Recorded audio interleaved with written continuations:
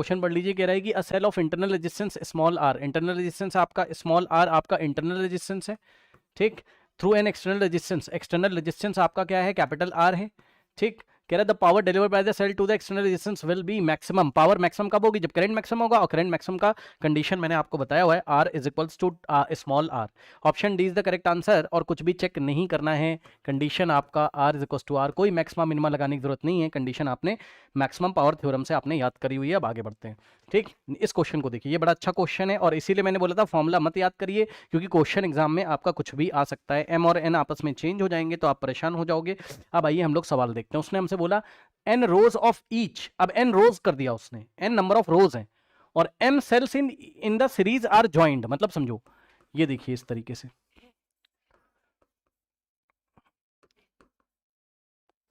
ठीक।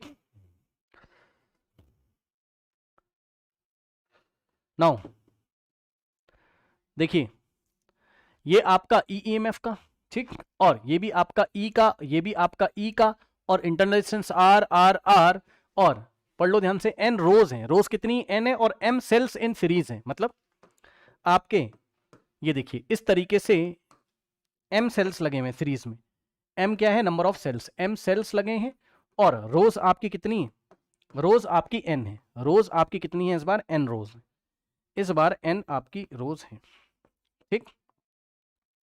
करेक्ट। अब सुनिए, कह रहा maximum current is taken from this combination across the junction across N external resistance of 3 ओम, तो आर एक्सटर्नल आपको दिया हुआ है 3 ओम, मतलब इस पूरे सिस्टम के साथ एक आर एक्सटर्नल भी आपका लगा हुआ है, 3 ओम का रेजिस्टेंस आपका इस तरीके से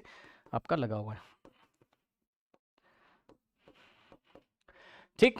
उसके बाद कह रहा है the total number of cells use are 24, total number of cells 24 है, मतलब m इंटू एन, क्यों भाई, एक, भाई आप समझो ना, n रोज हैं और एक रो में m सेल्स हैं, तो m इंटू एन आपको 24 दिया हुआ है, ठीक है ना भाई, m सेल्स लगे हैं एक रो में और टोटल n रोज हैं, तो n इंटू एम करोगे 24 मिलेगा टोटल नंबर ऑफ सेल्स, ठीक। Internal resistance of each cell is 0.5, तो स्मॉल r की वैल्यू आपको दिया हुआ है 0.5, का मतलब हो गया 1/2 ओम आपको दिया हुआ है, ठीक है ना। Find the value of m n n, है ना, m और n, और i मैक्सिमम आपको दिया हुआ है, तो i मैक्सिमम बोल रहा है, i मैक्सिमम क्वेश्चन में बोल रहा है कि मैक्सिमम करंट,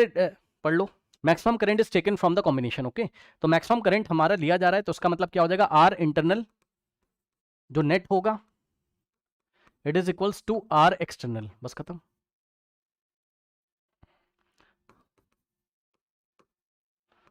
ठीक। लगा दीजिए, सॉल्व कर लीजिए। अब ये बताइए जरा, इधर आइए ध्यान से, एक रो में m सेल्स हैं, तो m सेल्स का जो ईएमएफ आएगा वो कितना आएगा, एक रो में दिखा रहा हूं अभी आपको, सिंगल रो, ये इस तरीके से, एक सेल का ईएमएफ आएगा m इंटू ई, सॉरी एक सेल का कितना ईएमएफ था ई, तो m नंबर ऑफ सेल्स हैं, कितने m सेल्स हैं, तो m इंटू ई आ जाएगा, और internal resistance m into r आ जाएगा, बोलिए हाँ, ठीक। तो ऐसे n रोज हैं, 1 2 3, और ये सभी आपके पैरेलल में लगे हुए इस तरीके से, ऐसे कितने रोज हैं आपके, n रोज हैं। अब ये बताइए n रोज हैं, तो इन सबका जो इक्वलेंट आपका निकल के आएगा वो कैसा आएगा, सुनिए ध्यान से, फाइनली जो आंसर आएगा वो कुछ इस तरीके से आएगा।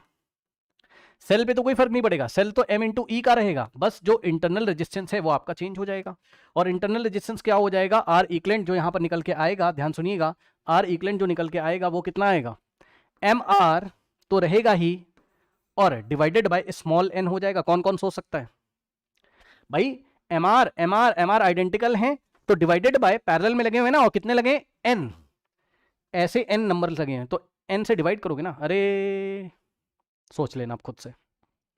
ठीक। तो ये जो आर इक्वलेंट आया है यही तो इंटरनल है, तो पूरे सिस्टम का जो आर इंटरनल है वो है m इंटू आर अपॉन में n is equals to R external कितना है, 3 ओम का है आर एक्सटर्नल, ठीक। यहां पे आपका लोड लगा है ना 3 ओम का, इस तरीके से, ठीक। अब सॉल्व कर लो भाई, तो आप देखोगे अगर यहां से जो इक्वेशन बनी थी हमारे पास,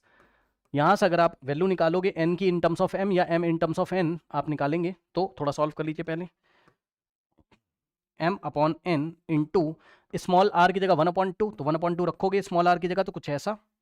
और यहाँ से 2 इधर जाएगा तो m बाई n कितना आएगा, 6 आ जाएगा। ठीक, तो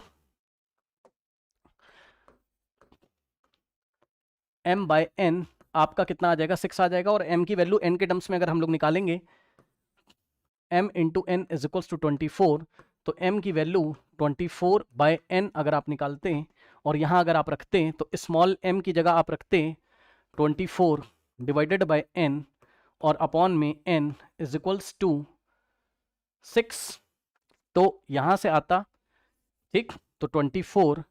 divided by n square is equals to 6। कुछ गलती हुई है पक्का? नहीं, कोई गलती नहीं हुई। n स्क्वायर को उधर, 6 को इधर, तो n square is equals to 24 by 6, 6 1 6 4 था, ठीक, तो n square is equals to 4 है। n आपका नंबर है, नंबर हमेशा पॉजिटिव आता है, तो 4 का पॉजिटिव स्क्वायर रूट 2 हो जाएगा, तो n की वैल्यू 2 हो गई, ले जाके यहाँ रख दीजिए, तो m की वैल्यू कितनी हो जाएगी, 24 डिवाइडेड बाय n की जगह 2, तो 12।